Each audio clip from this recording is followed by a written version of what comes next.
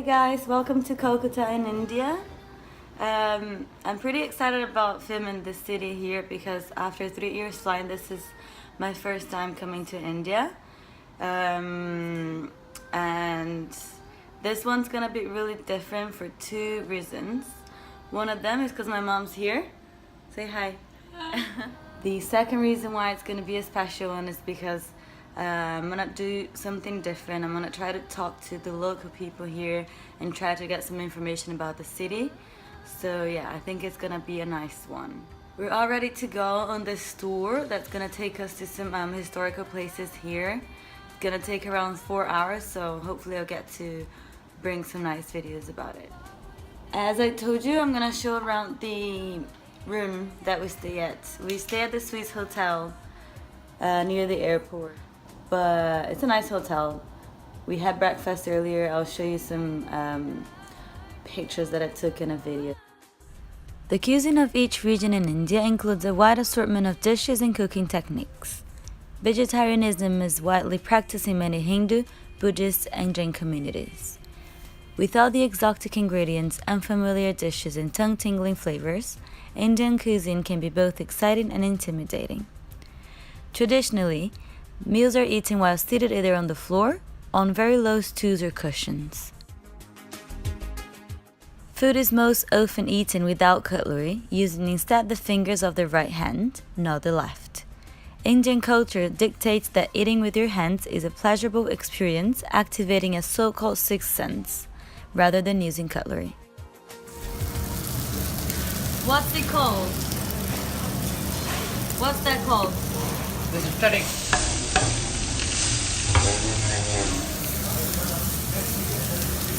Indian dish. Indian candy. Indian pancake. Oh, okay.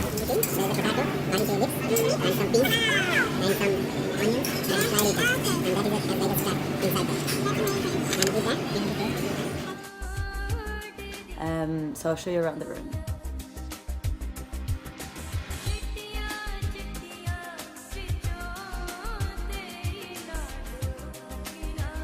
And this is the view from our window.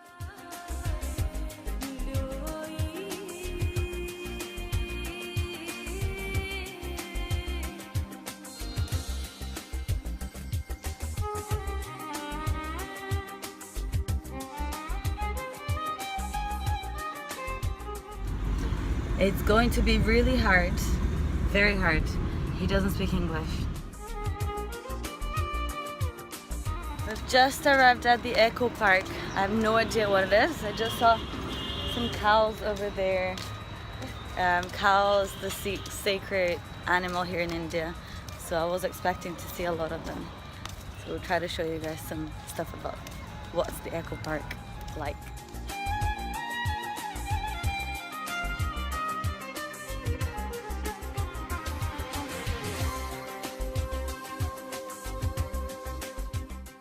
India has 30% of the world's cattle. There are 26 distinctive breeds of cow in India. They are considered a sacred animal as it provides us life-sustaining milk. The cow is seen as a maternal figure and a caretaker of her people. The cow is a symbol of the divine bounty of earth.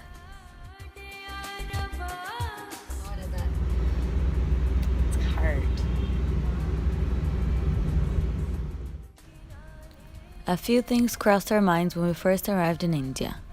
One was the amount of people and cars and cows and motorcycles, bikes all around the streets. Two, the unavoidable poverty. Over 70% of the residents live in slums or are homeless. Did you know that most of them don't even have a proof of identity? Three, the sacred cows roaming around the streets. And of course, the car horns.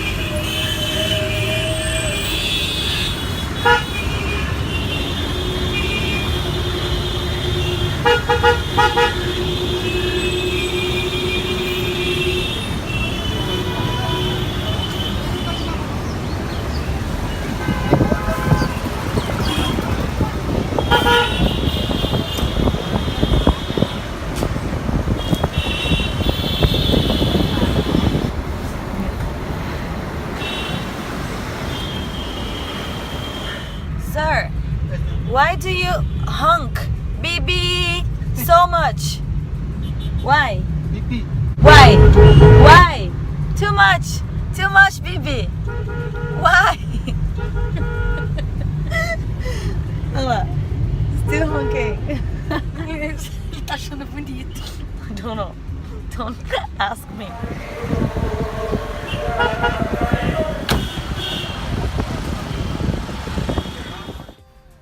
This was our second stop, the Mother Teresa's house, where she lived and died in 1997. Mother Teresa was a Catholic nun who devoted her life to serving the poor around the world. She spent many years in Kolkata, where she founded the Missionaries of Charity, a religious congregation devoted to helping those in need. Mother Teresa was canonized by the Roman Catholic Church as Saint Teresa. Our third stop was at one of the most popular tourist attractions in India. The Victoria Memorial Hall is located in Kolkata and it was built in the memory of Queen Victoria. Today, it's considered one of the finest art museums in Kolkata.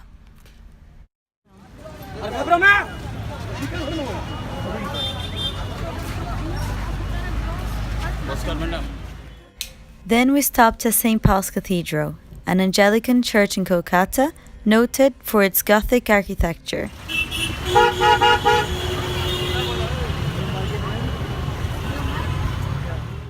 New Market. It's one of the busiest places in Kolkata, and it's located in the heart of the city.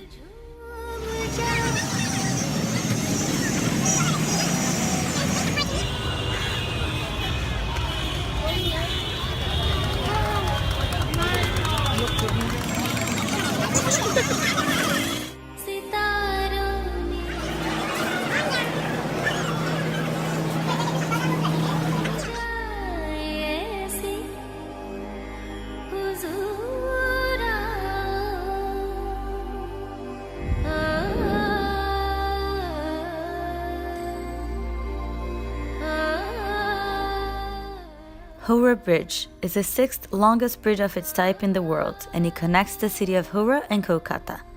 It carries a daily traffic of 100,000 vehicles and more than 150,000 pedestrians.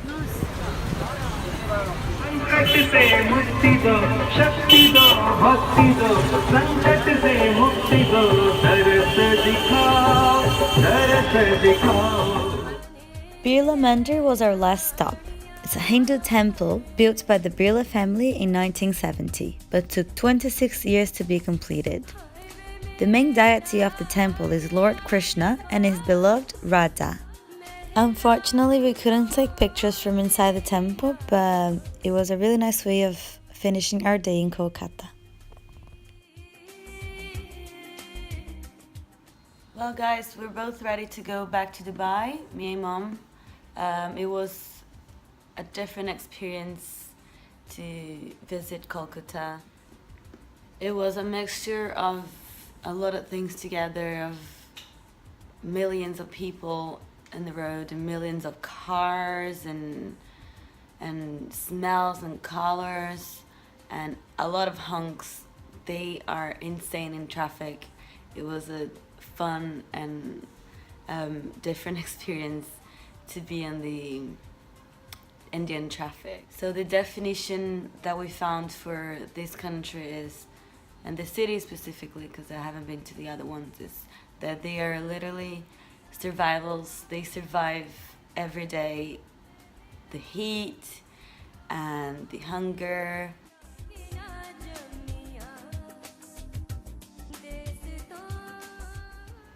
We hope you guys liked it, and if there's anything else that you want to ask us, let me know.